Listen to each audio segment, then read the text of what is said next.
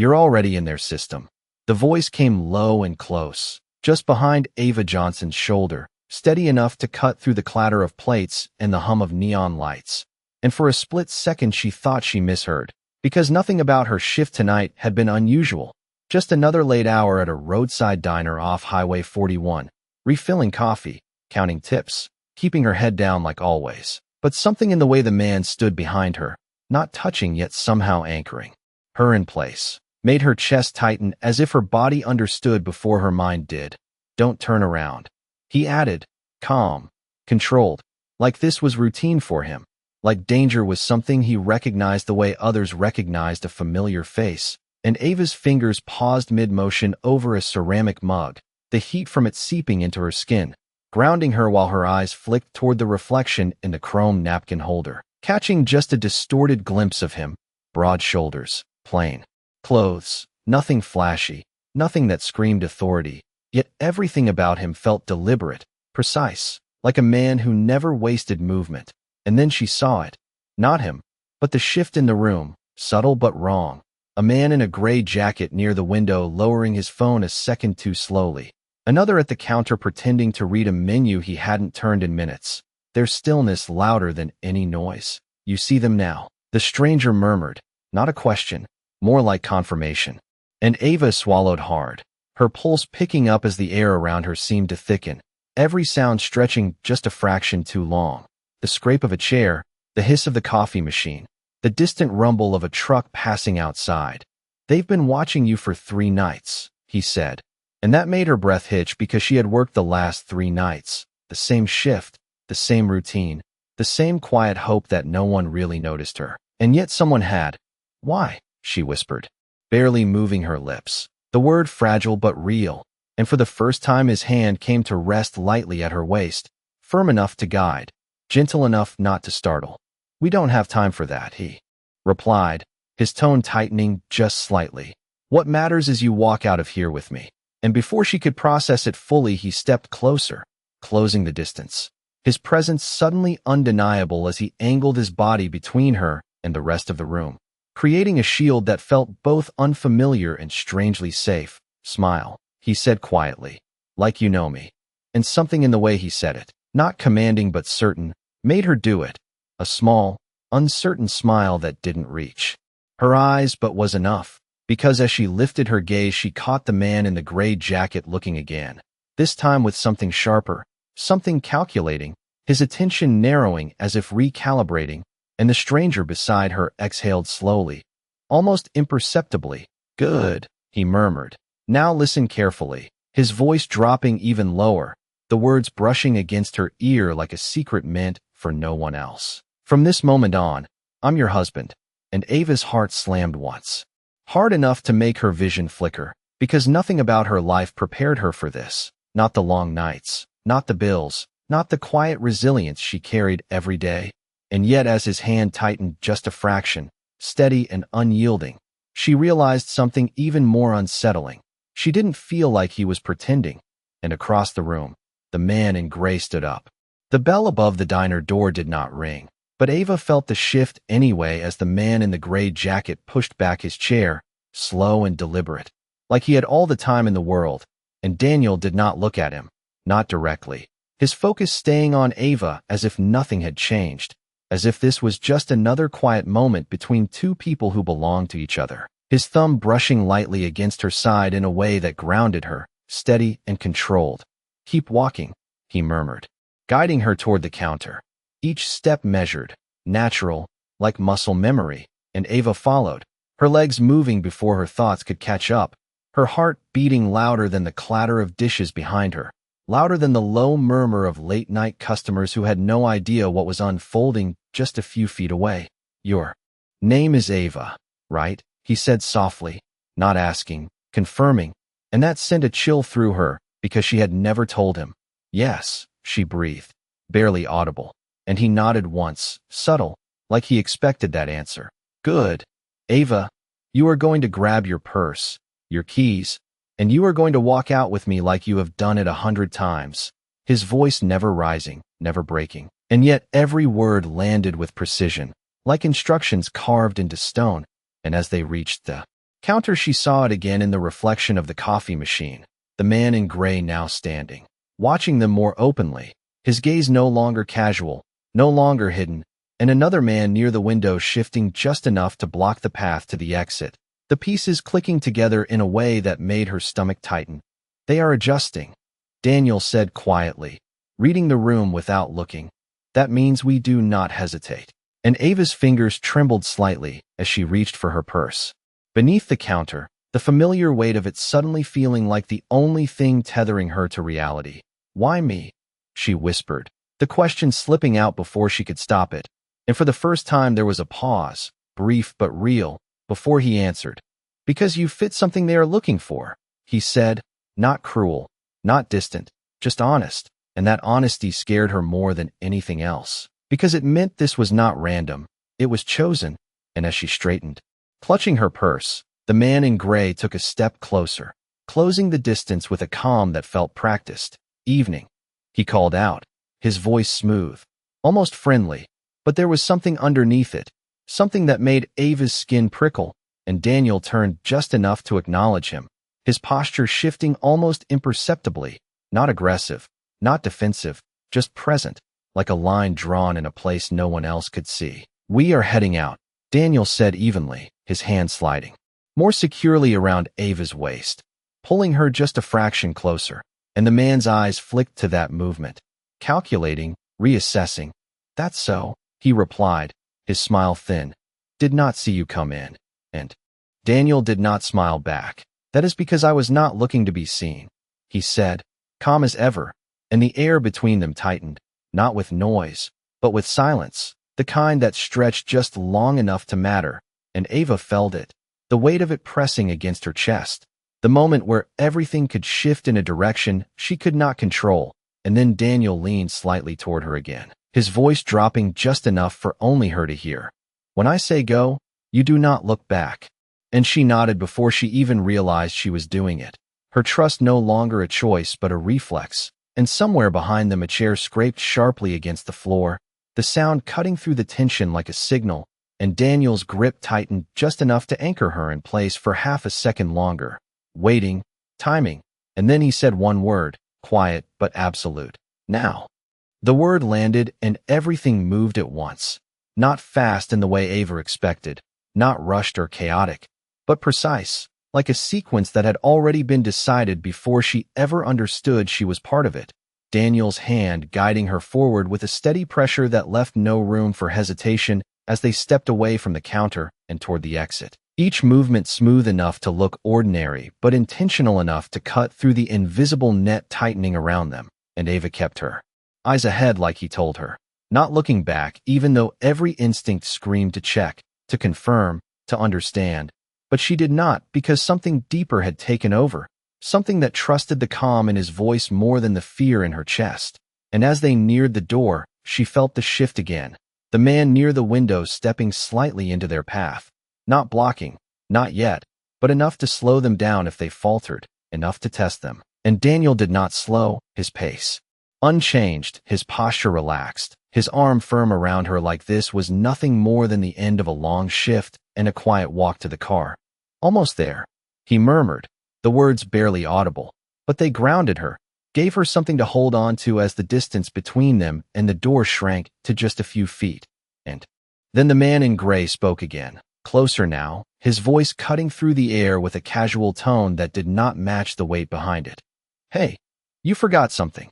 And Ava felt it like a hook trying to pull her back, her name unspoken but implied, her past 3 nights suddenly compressed into this single moment. And for half a second her steps slowed, just enough to feel it, the pull of fear, the instinct to respond, to turn, to explain. But Daniel's grip tightened just slightly, not forceful, just enough to remind her. And he did not look back, not even a flicker. No, she did not. He replied evenly, his voice carrying just enough to reach them without breaking the illusion. And they kept moving, one step, then another, until the door was right in front of them, the glass reflecting a warped version of everything behind them, shapes and shadows stretching together, and Ava pushed it open, the cool night air rushing in like a breath she had been holding for too long. And for a moment it felt like relief, like escape, But Daniel did not stop, did not slow, guiding her out into the dimly lit parking lot where the hum of distant traffic replaced the noise of the diner. And only then did he release a fraction of the tension in his stance, though his eyes remained sharp, scanning, calculating, always moving. "Keep walking," he said quietly, steering her toward a dark pickup truck parked under a flickering light about 20 yards away, and Ava followed, her legs steady now, her fear still there but shaped differently, more focused, more aware, and as they moved she glanced once, just once, toward the diner window, unable to stop herself, and through the glass she saw them. The man in gray standing near the door now, watching, not rushing, not chasing, just watching, like this was not over, like this was only the beginning. And when she turned back, Daniel was already opening the passenger door, his movements efficient, controlled. "Get in," he said, his tone firm but not harsh, and she hesitated for a fraction of a second, just long enough for one thought to surface. One question that had been building since the moment he spoke behind her. "How did you find me?" she asked, her voice low but steady. And for the first time he paused, his eyes meeting hers fully, something unreadable flickering there. Not hesitation, not doubt, but something deeper, something that carried weight. "I did not," he said quietly, and that answer hit harder than anything else, because before she could ask what he meant, a set of headlights flicked on across the lot, aimed directly at them, and Daniel's expression shifted, just slightly, but enough for her to understand. They were not the only ones who had planned ahead. The headlights did not move, just stayed there, bright and fixed, cutting across the parking lot like a spotlight that refused to blink, and Ava felt her chest tighten again, that brief sense of relief dissolving into something sharper, more real, as Daniel's hand shifted from the truck door to her arm, not pulling, not pushing, just anchoring her in place as his eyes tracked the light, calculating distance, angles, timing, all in silence. "Change of plan," he said quietly, his voice still calm, but now edged with something firmer, something that carried weight, and Ava did not ask what that meant because she could feel it in the air, the way everything had narrowed down to this one moment, this one decision, and the engine from across the lot rumbled softly, not revving, not rushing, just waiting, like whoever was inside already knew exactly where they needed to be. "Do not run," Daniel added, his gaze never leaving the vehicle. "Running tells them you are afraid." And Ava swallowed, forcing her feet to stay planted even as every instinct urged her to move, to escape, to disappear, but she stayed, because he stayed, and that was enough. "Stay close," he murmured, and this time his hand slid more securely around her waist, pulling her just a fraction closer to his side as he stepped away from the truck door, repositioning them both so they were no longer an easy line from the headlights, subtle, controlled, like shifting a piece on a board no one else could see. And Ava followed, her body syncing with his movements without thinking, her trust no longer something she questioned, just something she did, and as they moved she noticed it, the reflection in the truck's window, the faint outline of a second vehicle further back, parked in shadow, barely visible unless you knew to look, and Daniel saw it too. She could tell by the slight tightening in his posture, the almost invisible adjustment in his stance. "They are not improvising," he said under his breath, more to himself than to her, and that sent a chill through her because it meant this was bigger than she thought, bigger than one man in a diner, bigger than one mistake. "Then what do we do?" she asked, her voice low but steady, and for a moment he did not answer, his eyes scanning, measuring, mapping out something she could not yet see, and then he turned his head just enough to meet her gaze, his expression calm, but focused in a way that made everything else fade. "We do exactly what they do not expect," he said, and before she could ask what that meant he shifted again, guiding her not toward the truck but past it, deeper into the lot, into a darker stretch where the overhead lights flickered and shadows stretched longer, and Ava hesitated for half a second, just long enough to feel the uncertainty rise, but his hand did not waver, his pace steady, and she followed, because something in the way he moved told her this was not guesswork, this was experience, this was someone who had been here before, not this exact place, not this exact night, but something close enough that he recognized the pattern, and behind them the headlights shifted slightly, just enough to track their movement, confirming what she already felt, They were being watched, followed, measured, and as they reached the edge of the lot where the asphalt met a narrow strip of gravel and a row of low trees, Daniel slowed, just enough to reposition again, placing himself between her and the light, his voice dropping even lower. "From this point on, you stay exactly where I tell you." And Ava nodded, her breath steady now despite everything, because the fear had changed. It was no longer wild, no longer scattered. It was focused, sharpened into something she could carry. And then, from somewhere behind the glow of the headlights, a car door opened, slow, deliberate, and Daniel's eyes narrowed just slightly as he exhaled once, controlled, precise. Now we find out how far ahead they think they are. The sound of the car door closing echoed softer than Ava expected. Not a slam, not a rush, just a quiet confirmation that whoever stepped out did not need speed to control the situation. And that realization pressed heavier on her chest than anything else, because it meant patience, planning, certainty, and Daniel did not move. Not immediately, his body still. His eyes locked forward as if he could already see the path before it revealed itself. His hand steady at her side, grounding her, without restricting her. "They think we are reacting," he said under his breath, his voice almost lost in the distant hum of traffic beyond the lot. "So we stop reacting." And Ava felt that settle into her, strange but solid, like stepping onto ground she could not see but somehow trusted would hold. And the headlights shifted again, slightly dimming as the engine lowered to a quieter idle, the light no longer aggressive, no longer chasing, just watching. And from the edge of that glow a figure began to move forward, not fast, not slow, just measured, each step deliberate, like someone approaching a conversation they already believed they controlled.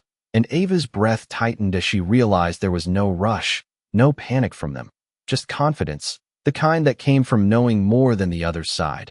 "Eyes on me," Daniel said softly, and she turned her gaze to him, away from the approaching figure, away from the weight of those unseen calculations, and in that moment everything else faded just enough for her to focus on him, on the calm in his expression, on the precision in his voice. "You are not the target they think you are," he continued, his tone low but certain, and that confused her, because everything about tonight said the opposite. But before she could ask, he added, "You are the variable they cannot control." And something about that shifted inside her, subtle but real, because it reframed everything, not as her being chosen because she was weak, but because she was something else entirely, something they had misread. And behind him the figure stopped just short of the darker edge of the lot, not crossing fully into shadow, not revealing fully into light, balanced perfectly between the two. "Evening," the man called out again, his voice carrying easily across the space, calm, almost conversational. "You are making this more complicated than it needs to be." And Daniel did not respond right away, his silence stretching just long enough to matter, just long enough to shift the rhythm of the moment. And then he stepped forward, just one pace, placing himself fully between Ava and the approaching man, not aggressive, not defensive, just present in a way that drew a line without saying it. "Complicated is a matter of perspective," Daniel replied evenly, and Ava stayed exactly where he placed her, her back straight, her breathing steady, even as her heart continued to beat hard against her ribs. And the man in the distance tilted his head slightly, studying them, reassessing. "You were not part of this," he said, his tone narrowing just enough to show the first hint of irritation. "You stepped into something that does not concern you." And Daniel's posture did not change, but something in the air did, something subtle but undeniable, like the shift before a storm that had not yet arrived. "It concerns me now," he said quietly, and Ava felt that statement land, not loud, not dramatic, just final. And for a moment the lot fell into a strange kind of stillness, the kind where every sound seemed distant, every movement delayed. And then the man's gaze shifted, not to Daniel, but to Ava, sharp, calculating, as if trying to read something deeper, something hidden beneath what they could see. And Ava did not look away this time. She held it, just for a second, just long enough to feel the weight of it without breaking. And Daniel noticed. She could tell by the slight shift in his stance, the almost imperceptible approval in the way he remained steady. And then the man smiled faintly, not warm, not friendly, just acknowledging something had changed. You are right, he said slowly. She is not what we expected. And that was the moment Ava realized this was never just about taking her. It was about understanding her. And before she could process what that meant, Daniel spoke again, quieter this time, meant only for her. Now they are guessing. And his hand tightened just slightly at her side, anchoring her once more. And that is where we take control. The silence did not break. It stretched, thin and fragile like glass under pressure, and Ava could feel it in the air around her, in the way even the faint buzzing of the overhead light seemed to fade into the background, as if the entire parking lot was holding its breath, waiting for someone to make the next move. And Daniel did not rush it, did not fill the space with unnecessary words. He simply stood there, grounded and still, his presence steady in a way that made everything else feel less certain, less controlled. They are watching how you react, he said quietly, his voice meant only for her, and Ava nodded slightly, her shoulders settling as she began to understand what he meant. This was not just about escape anymore. It was about perception, about what they showed and what they hid. And across from them the man shifted his weight, subtle but telling, his earlier confidence no longer absolute, just slightly fractured, just enough to reveal that something was no longer aligning with his expectations. You are calm, the man observed, his tone measured, studying Ava now more than Daniel. Most people are not. And Ava felt the words land, felt the weight behind them. But instead of shrinking, something inside her held, something quiet but firm.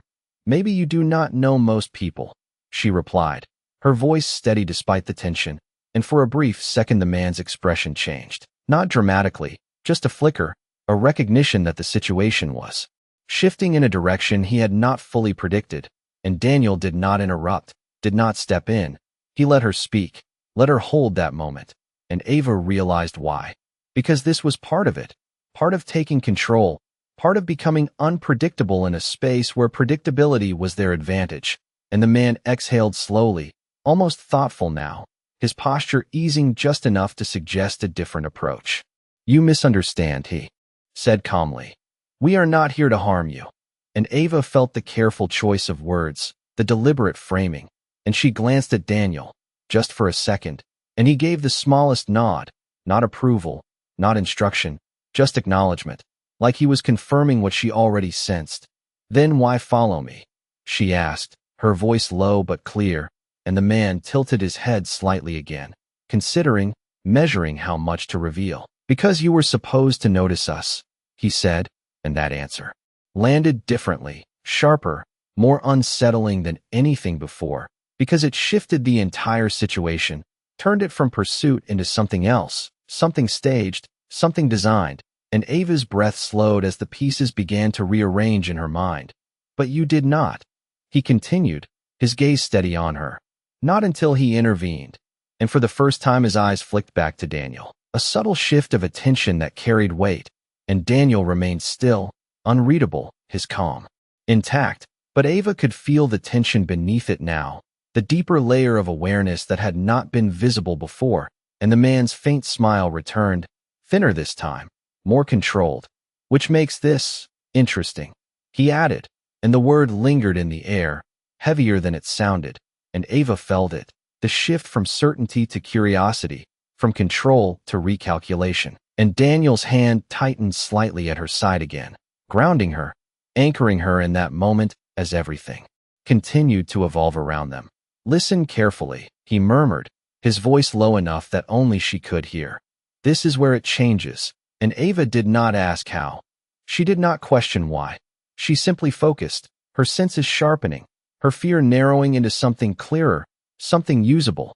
And then, from behind the man, the second vehicle's engine came to life, a low hum that rolled through the lot like a signal. And the man did not turn, did not react outwardly, but Ava saw it, the smallest shift in his posture, the acknowledgement that something else had just entered the equation, something not entirely under his control, and Daniel saw it too.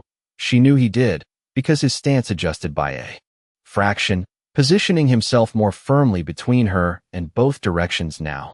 And for the first time since this began, the balance felt different, not resolved, not safe, but changed, and Ava understood then that whatever this was Whatever plan had been set in motion before she ever stepped into that diner, it was no longer unfolding the way anyone expected, and in that uncertainty, in that fragile space between what was known and what was not, Daniel's voice came again, steady, certain.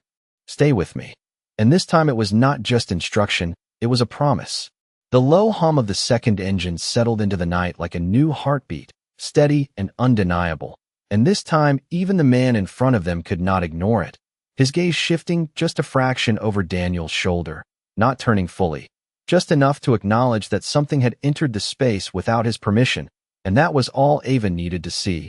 That small crack in control, that single moment where certainty became calculation, and Daniel felt it too. She could tell by the way his stance adjusted again, subtle but precise, placing himself at an angle that no longer reacted to one direction but covered both, like he had been waiting for this exact shift. Now they are off balance, he murmured, his voice low and controlled, and Ava's breath steadied as she focused on that, on the clarity in his tone, on the way he never rushed even when everything around them threatened to, and the man exhaled slowly, his composure still intact, but no longer untouched. You brought more people, he said, his voice calm but edged now, directed at Daniel, and Daniel did not answer right away, his silence stretching just long enough to force the other man to sit in his own assumption. And then he spoke, quiet and certain. I did not bring anyone. And the words landed differently, not defensive, not reactive, just a statement of fact that shifted the tension in a way Ava could feel. Because if he did not bring them, then someone else had. And that meant the situation was no longer a controlled exchange. It was something else entirely, something layered, something neither side fully owned, and the man's faint smile faded just slightly, replaced by something more focused, more cautious. Then we are all being watched, he said, almost to himself, and Ava felt that realization ripple through the space, expanding the boundaries of what she thought this was, turning a closed moment into something open and unpredictable, and Daniel's hand pressed a little firmer against her side, grounding her again, anchoring her in the only constant she had right now, his presence, his control. Stay behind me, he said quietly, and this time it was not a suggestion, it was a line drawn, and Ava moved without hesitation, shifting half a step back, aligning herself with him, trusting the way he positioned them, trusting the way he read the space, and from the edge of the lot the second vehicle's lights flickered on, not bright, not aggressive, just enough to reveal its outline. A dark SUV sitting still about 30 yards away, angled slightly toward them but not closing the distance. Not yet, and the driver did not step out, did not make a move, just waited, and that waiting carried weight, the kind that pressed on everyone in the lot, the kind that made every second feel longer than it should. You see that, Daniel said under his breath, not looking at the vehicle, not needing to, and Ava nodded, her eyes tracking it carefully, her mind sharper now, more aware, more present. They are not here for you, he continued, and that statement shifted something again, turning the focus outward, expanding the scope beyond her, beyond the diner, beyond the last 3 nights. Then who? She asked softly, and for a moment he did not answer, his eyes narrowing just slightly as he processed something, connected something she could not yet see. And then he exhaled once, controlled, precise. Me, he said quietly, and that word landed heavier than anything else, because it reframed everything, every movement, every look, every decision, and Ava felt it settle into her, the realization that she had not just been pulled into danger, she had stepped into something already in motion, something that had been building long before she ever noticed, and the man in front of them went still, truly still. This time, his earlier confidence replaced by something more careful, more deliberate. That changes things, he said slowly, and Daniel nodded once, the smallest acknowledgement. It always does, he replied, and for a moment no one moved, no one spoke. The space between them held tight by uncertainty, by shifting control, by the presence of a third force that neither side fully understood, and Ava stood there, steady now, not because the fear was gone, but because it had transformed into something else, something sharper, something aware. And as the engine from the SUV continued its low, steady hum, Daniel's voice came again, quieter but more certain than before. Now we find out who is really running this. The word hung in the air longer than it should have. Me.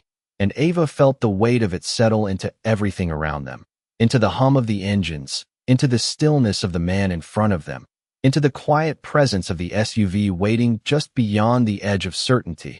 And for the first time since this began, the focus shifted completely away from her, not because she was safe, but because she was no longer the center of it. And that realization steadied her in a way she did not expect, grounding her in something clearer, something more defined. And Daniel did not move, did not rush, his posture calm but locked in, as if he had stepped fully into a role he understood better than anyone else in that space. "You should not have come tonight," the man said slowly, his voice no longer smooth, no longer casual, but measured, like every word now carried consequence. And Daniel's gaze stayed fixed, unwavering. "I did not plan to," he replied, and there was something in that answer that shifted the air again. Because it was not defiance, it was truth. And truth in a moment like this was heavier than any threat, and Ava could feel it. The way both sides were no longer circling her, they were circling each other, measuring something deeper, something older, and the SUV's headlights dimmed slightly, then steadied, not signaling retreat, not signaling advance, just marking presence. And that presence changed everything. Because it meant a third perspective, a third intention, something neither side fully controlled. "You brought attention," the man continued, his tone tightening. "That complicates things for everyone." And Daniel exhaled once, controlled, his hand still firm at Ava's side, grounding her as much as anchoring himself. "It already was complicated," he said quietly, and Ava realized then that this was not a confrontation born tonight. This was something ongoing, something layered, something she had stepped into at the exact wrong moment. Or maybe the exact right one. And the man's eyes flicked again toward the SUV, just for a second. But it was enough to show that whatever confidence he had earlier was now shared, divided, uncertain. "They are not with you," he said, more statement than question, and Daniel shook his head once, small but certain. "No," he replied, and the silence that followed stretched tight, pulling all three sides into the same fragile space where no one held full control. And Ava felt it, the shift. From certainty to negotiation, from pursuit to something far more delicate, and Daniel leaned slightly closer to her again, his voice dropping just enough to stay between them. "This is where it turns," he said, and Ava nodded without looking at him, her eyes forward, her focus steady, because she understood now, not everything, but enough to know that fear alone would not carry her through this. And across from them the man adjusted his stance again. Not stepping forward, not stepping back, just recalibrating. "We can still resolve this," he said, his tone smoothing slightly, attempting control again. "You walk away, and none of this follows you." And Ava felt the offer for what it was, not reassurance, but containment, a way to reset what had already shifted too far. And Daniel did not answer immediately, his silence deliberate, weighing more than words. And then he spoke, calm and final. "That was never true." And the man's expression hardened just slightly, the first clear sign that something had slipped beyond his reach. And from the SUV, a door opened, slow and deliberate, not rushed, not hidden, just present, and a figure stepped out, not fully visible in the dim light, but clear enough to change the balance entirely. And Ava felt it in her chest, that subtle shift from tension to something sharper, something inevitable. And Daniel's posture adjusted again, precise and controlled, placing himself firmly between Ava and everything else. And for the first time since this began, his voice carried something more than calm, something deeper, something resolved. "Now we see who they came for," he said quietly, and Ava realized in that moment that whatever happened next, there was no going back to the life she had before, because this was no longer just a night, it was a turning point. The figure from the SUV did not rush forward, did not call out, just stepped into the edge of the light and stopped. And that stillness carried more weight than any sudden move could have, because it meant intention, it meant control, it meant whoever they were had no need to prove anything in a hurry. And Ava felt it immediately, the shift in the air, the way even the man in front of them straightened just slightly, not out of fear, but out of recognition, like something familiar had just entered the scene. Something expected but not welcome, and Daniel did not step back, did not reposition again. He simply stood his ground, his presence firm, his hand still steady at Ava's side, anchoring her in that moment as everything balanced on a line too thin to see. "You are late," the man in front said, his voice directed past Daniel now, toward the new arrival, and the figure did not answer right away. Just took one more step forward into clearer view, still partially shadowed, still unreadable, but enough to confirm one thing. This was not random. This was not coincidence. This was convergence. And Ava felt her breath slow, not because the danger was gone, but because it had taken shape, it had defined itself, and that made it something she could face, something she could understand, even if only a little. And Daniel's voice came again, low and certain, meant only for her. "Whatever happens next, you do not step away from me." And Ava nodded, not because she had to, but because she wanted to, because somewhere between the diner and this moment, trust had replaced fear in a way she could not explain, and across from them the man exhaled slowly, his earlier control now divided, his attention split between Daniel and the figure behind him. "This was not part of the agreement," he said, his tone tighter now, more precise, and the figure from the SUV finally spoke, their voice calm, even, carrying across the space without effort. "Neither was he." And that answer landed heavy, shifting the weight of the moment again, because it confirmed what Ava already sensed. This was bigger than one plan, bigger than one side. It was overlapping intentions colliding in real time, and Daniel's gaze flicked once toward the figure, not long enough to give anything away, just enough to acknowledge their presence, and then back to the man in front, steady, focused. "Then adjust," Daniel said quietly, and the simplicity of it cut through everything, because it removed the illusion of control, replaced it with something more real, adaptation, and for a moment no one spoke, no one moved. The three sides held in a fragile balance where every decision mattered, every second stretched, and Ava stood there in the center of it, no longer invisible, no longer overlooked, but seen, fully seen, not as a target, not as a mistake, but as something that had shifted the entire equation simply by being there, and she felt it, the weight of that realization settling into her, steadying her, grounding her in a way that felt almost quiet despite everything around her.